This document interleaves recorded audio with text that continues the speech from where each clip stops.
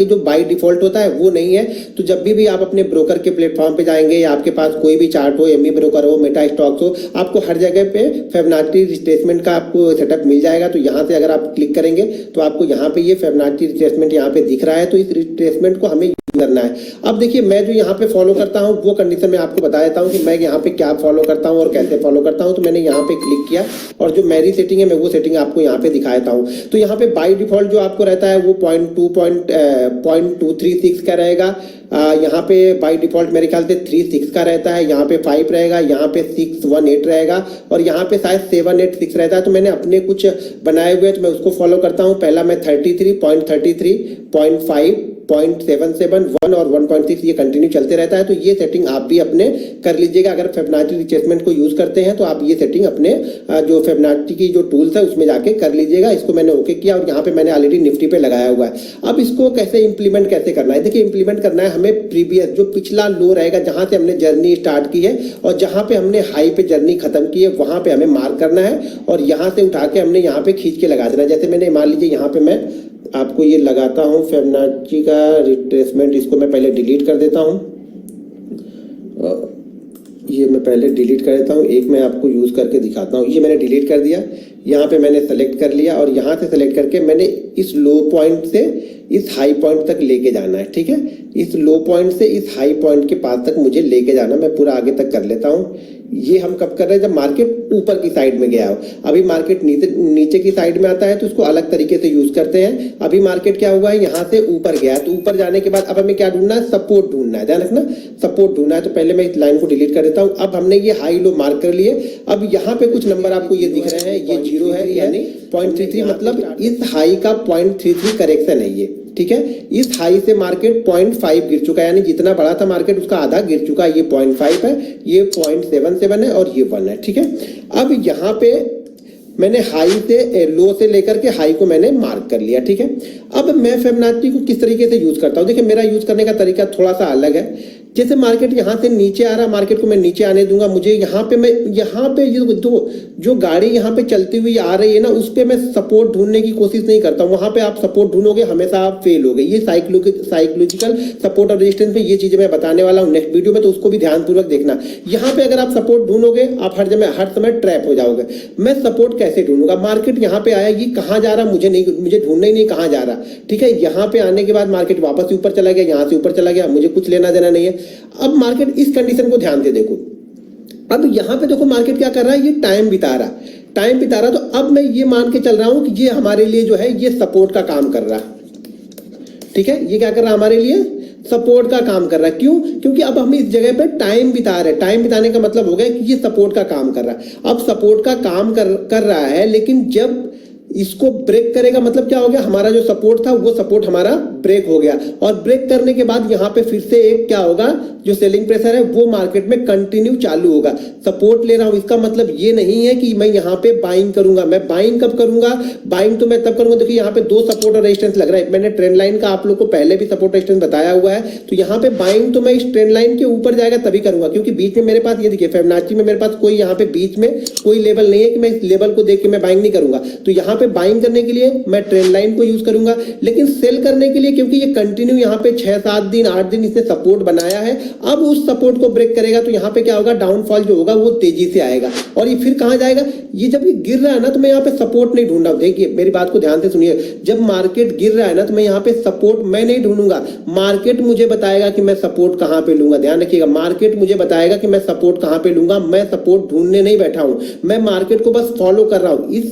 ये जो गिरता हुआ मार्केट है, ये चढ़ता हुआ मार्केट में मैं रेजिस्टेंस नहीं ढूंढता हूं, गिरते हुए मार्केट में मैं सपोर्ट नहीं ढूंढता हूं। मार्केट मुझे सपोर्ट बताएगा कि सपोर्ट है कहां पे। अब देखिए मार्केट यहां पे क्या हो रहा है, इस जोन के बीच में 2 चीजें ध्यान रखिएगा। 2 फिबोनाची रिट्रेसमेंट, जो भी मेरा 2 रिट्रेसमेंट है, अगर 2 रिट्रेसमेंट के बीच में मार्केट टाइम बिता रहा है तो मैं ये मान रहा हूं कि ये इसके लिए, मान लीजिए इसके बीच में ये टाइम बिता रहा है। ठीक है, तो मैं ये अब मान चुका हूं यहां पे कि ये हमारे लिए सपोर्ट है और ये हमारे लिए रेजिस्टेंस है। ये मैं मान चुका हूं यहाँ पे देखो इस कंडीशन में ये अप्लाई नहीं होगा। मैं एक बता रहा हूं कि अगर मान लीजिए मार्केट इस जगह पे कहीं पे बैठा हुआ है तो अब मैं ये मान के चल रहा हूं कि हमारे लिए ये सपोर्ट है, ये आज की कैंडल है। अब ये क्या हो रहा है, इसके बीच में बन रहा है। किसके बीच में बन रहा है, ये 0.5 और 33 के बीच में ये बन रहा है। तो अब यहां पे मैं दो चीजें मान के चल रहा हूं मार्केट में कि मेरे लिए ये सपोर्ट है, ठीक है, और ये मेरे लिए रेजिस्टेंस है। जैसे ये इसके ऊपर निकालेगा मार्केट में एक तेजी आएगी और कहां तक जाएगा, सॉरी ये बैंक निफ्टी का चार्ट है, तो मार्केट में एक तेजी आएगी और मार्केट कहां तक जाएगा, मार्केट वापस इस ट्रेंड लाइन तक जाएगा, क्योंकि फिर वापस ये ट्रेंड लाइन हमारे लिए रेजिस्टेंस का काम करेगी। अगर आपने ट्रेंड लाइन वाली रेजिस्टेंस की वीडियो नहीं देखी है तो उसको जाकर के जरूर देख लीजिएगा। जब मार्केट दो फिबोनाची रिट्रेसमेंट के बीच में, मेरे रिट्रेसमेंट यानी 33.55 हो गया या 55.77 हो गया या 77.1 के बीच में, जब मार्केट दो फिबोनाची रिट्रेसमेंट के बीच में कहीं पे टाइम बिताने लगेगा तो मैं नीचे वाले को सपोर्ट और ऊपर वाले को रेजिस्टेंस मान के ट्रेड करता हूं। ये ध्यान रखिएगा। मार्केट गिरते हुए आ रहा है तो जैसे यहां से मार्केट गिरना स्टार्ट किया तो मैं ये मान के नहीं चल रहा हूं कि ये हमारे लिए सपोर्ट का काम करेगा। ये सारी चीजें मैं डेली चार्ट पे बता रहा हूं, ध्यान रखिएगा। इंट्राडे पे हम अलग तरीके से यूज करते हैं तो उसको मैं कभी बाद में बताऊंगा, लेकिन डेली चार्ट पे आपको ये मान के चलना है ये गिर रहा है तो मैं ये सपोर्ट है ऐसा नहीं मान रहा हूं। जब तक ये यहां पे रुकेगा नहीं मेरे लिए सपोर्ट नहीं है, ठीक है। अब ये यहां पे रुक के वापस ऊपर निकल गया और दो फिबोनाची के बीच में यहां पे ट्रेड कर रहा है तो ये मेरे लिए सपोर्ट है और ये मेरे लिए रेजिस्टेंस है। ये बैंक निफ्टी का चार्ट है, ठीक है। अब मैं आपको थोड़ा सा निफ्टी के चार्ट पे भी दिखाता हूं, अलग अलग चार्ट पे दिखाऊंगा तो आपको चीजें समझ में आएंगी। यहां पे मैंने निफ्टी का चार्ट लगाया हुआ है, यहाँ पे मैंने निफ्टी का चार्ट लगाया। अब निफ्टी के चार्ट को भी ध्यान से देखिए। यहाँ पे मार्केट, यहाँ देखिए, मैं ये मेरी सेटिंग है तो इसलिए मैं कई सारे चार्ट पे दिखा रहा हूँ। नहीं, कई सारे लोग बोलते हैं कि इस पे शायद ये सेटिंग काम कर रही थी इसलिए इसने ये लगा दिया, तो मैं इसी सेटिंग को फॉलो करता हूँ। कभी भी ध्यान से देखिएगा, मैं ज्यादातर इसी सेटिंग को फॉलो करता हूँ। अगर डेली चार्ट पे मुझे यूज करना है तो यही सेटिंग फॉलो करता हूँ। बैंक निफ्टी के लिए, निफ्टी के लिए कुछ अलग सेटिंग इंट्राडे के लिए है, डेली चार्ट के लिए यही सेटिंग है। इंट्राडे के लिए मैं कुछ अलग सेटिंग फॉलो करता हूँ जो कि आप लोग को पता है। मैंने फिबोनाची रिट्रेसमेंट 44 की जो निफ्टी की जो स्ट्रेटजी डाली उसको जाके देखिएगा, वहां पे मैं कुछ अलग चीजें फॉलो करता हूं। तो यहां पे देखिए मार्केट यहां से गिरता है। जब मार्केट यहां से गिर रहा है ना तो मैं ये नहीं मान रहा हूं कि ये सपोर्ट है मेरे लिए। ये ध्यान रखिएगा, फिबोनाची की यही खूबी है कि आपको इसको सपोर्ट नहीं मानना है। बहुत जगह आप जाओगे तो ये आप बताया जाएगा कि ये हमारे लिए सपोर्ट है। भाई सपोर्ट कोई भी हो, ट्रेंड लाइन का हो, पैरेलल लाइन का हो, मूविंग एवरेज का हो, सपोर्ट मैं तभी मानूंगा जब वो उस जगह पे रुक जाएगा। जब ये इस जगह पे रुक गया तो मैंने इसको सपोर्ट मान लिया। बाइंग करने के लिए मैं फिर से आपको बता रहा हूं कि बाइंग करने के लिए हमारे पास जो, अगर फिबोनाची से हम बाइंग कर रहे हैं तो ये बहुत दूर है, तो हमें किससे बाइंग करना पड़ेगा, ट्रेंड लाइन या कोई पैरेलल लाइन का रेजिस्टेंस बना होगा उससे बाइंग करेंगे। लेकिन सेल के लिए अब मुझे ये मालूम चल गया कि ये इसके लिए सपोर्ट का काम कर रहा है, तो जैसे ये इस लेवल को ब्रेक करेगा एक सेलिंग प्रेशर यहाँ पे बनेगा, ठीक है। दूसरी कंडीशन फिर से मैं क्या बोल रहा हूँ कि अगर ये दो लाइन के बीच में लाइन है ट्रेड सपोर्ट है तो और जैसे ही वापस सपोर्ट को ब्रेक करेगा तो यहाँ पे सेलर एक्टिव हो जाएंगे, रेजिस्टेंस को ब्रेक करेगा तो यहाँ पे बायर एक्टिव हो जाएंगे, ठीक है। अब यहाँ पे देखिए फिर से इसने क्या किया, फिर से निफ्टी ने यहाँ पे क्या किया, निफ्टी का चार्ट है ये, ठीक है, निफ्टी का डेली चार्ट है। निफ्टी अब देखिए 6-7 दिनों से इसी लेवल के पास में था, तो अब मैं क्या मान के चल रहा हूँ कि ये हमारे लिए सपोर्ट है और ये हमारे लिए रेजिस्टेंस है। हम रेजिस्टेंस के ऊपर 2 दिन क्लोज किया। कल मैंने निफ्टी का जो चार्ट बनाया था उसमें बताया था कि निफ्टी कुछ कर सकता है, लेकिन आज गैप डाउन ओपनिंग हुई, कोई बात नहीं। तो यहाँ पे क्या हो गया, देखिए यहां पे क्या हो गया, ये हमारे लिए क्या था, रेजिस्टेंस था, ये हमारे लिए सपोर्ट था।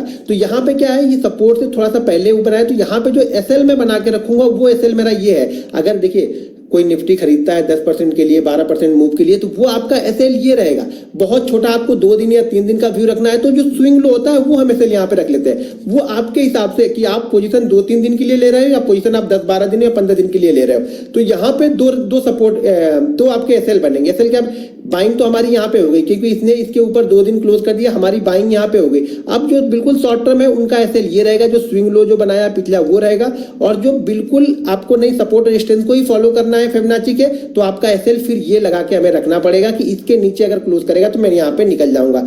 तो फिबोनाची का सपोर्ट रेजिस्टेंस कैसे फॉलो करना है ये आपने समझ लिया। अब चलिए मैं स्टॉक्स पे कुछ चीजें दिखाता हूँ। दोस्तों अगर आप हमारा लर्निंग ग्रुप ज्वाइन करना चाहते हैं तो वीडियो के डिस्क्रिप्शन में लिंक है, उस लिंक के जरिए जाके आप Zerodha, Angel Broking, Upstox, लायन ब्लू, फायर, आईसीआईसीआई डायरेक्ट में किसी एक के साथ डीमेट अकाउंट ओपन करके आप हमारा लर्निंग ग्रुप ज्वाइन कर सकते हैं।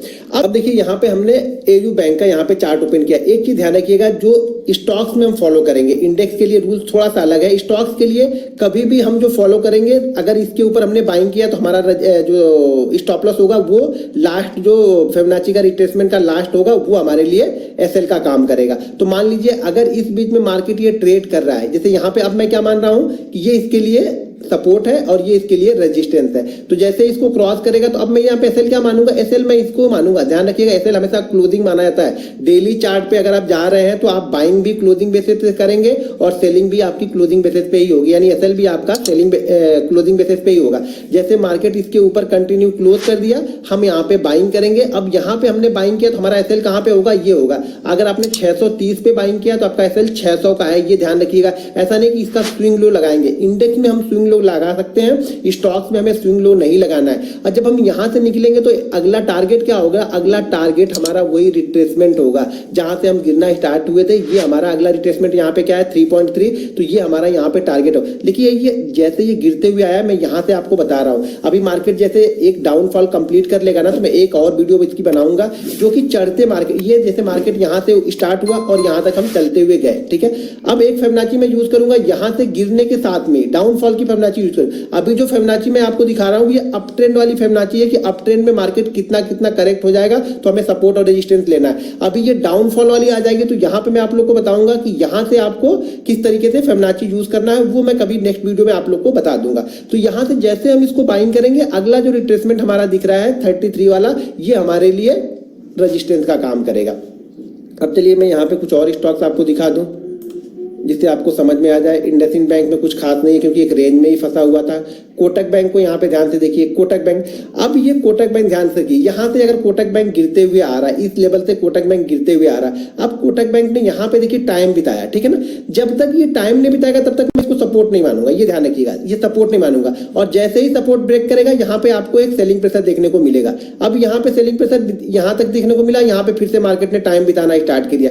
हमारे लिए अब क्या है, ये हमारे लिए रेजिस्टेंस है और ये हमारे लिए सपोर्ट है। जैसे सपोर्ट को फिर से ब्रेक करेगा तो यहाँ पे मैं सपोर्ट नहीं मानना, मैं बार बार आप लोग को बोल रहा, गिरते हुए मार्केट में सपोर्ट मत ढूंढना, जहां तक गिरता है उस फ्लो को एंजॉय करो, ठीक है। अब हम यहाँ पे ये मान के चल रहे हैं, ये दिख रहा है, ये लेवल दिख रहा है, ये हमारे लिए रेजिस्टेंस है, ठीक है, और ये हमारे लिए सपोर्ट का काम करेगा। इसके ऊपर 1-2 दिन और ये क्लोज करेगा तो हमारे लिए ये सपोर्ट है और ये रेजिस्टेंस है, ठीक है। तो जब तक इसके ऊपर नहीं निकलेगा मैं बाइंग नहीं करूंगा, ये ध्यान रखिएगा। इसके अगर नीचे क्लोज करता है तो सेल भी नहीं करूंगा क्योंकि ऑलरेडी एक सेल का ये कंप्लीट करके आ रहा है। यहाँ पे क्या हो रहा था कि फ्रेश मूव हमें मिल रहा था तो डाउनफॉल तेजी से मिलेगा, यहाँ से हमें क्या मिला, फ्रेश मूव मिला। तो ये बीच में अप्लाई मत करना, बीच में अप्लाई अब कहाँ पे हम बात कर रहे हैं, यहाँ पे बाइंग के लिए हम अप्लाई करेंगे, इसको सेल के लिए अप्लाई नहीं करेंगे। ये कौन सा स्टॉक है, कोटक बैंक, नजर रखना। इसके ऊपर निकलेगा यानी 1820 के ऊपर तो हम बाइंग के लिए इसे देख सकते हैं क्योंकि अपना जो ये पिछला रिट्रेसमेंट है उसको क्रॉस करके ऊपर की साइड में निकलेगा ये। अब यहाँ पे एक और देख लेते हैं दोस्तों। अगर अभी तक आपने चैनल को सब्सक्राइब नहीं किया है तो प्लीज चैनल को सब्सक्राइब कर लीजिए और वीडियो को लाइक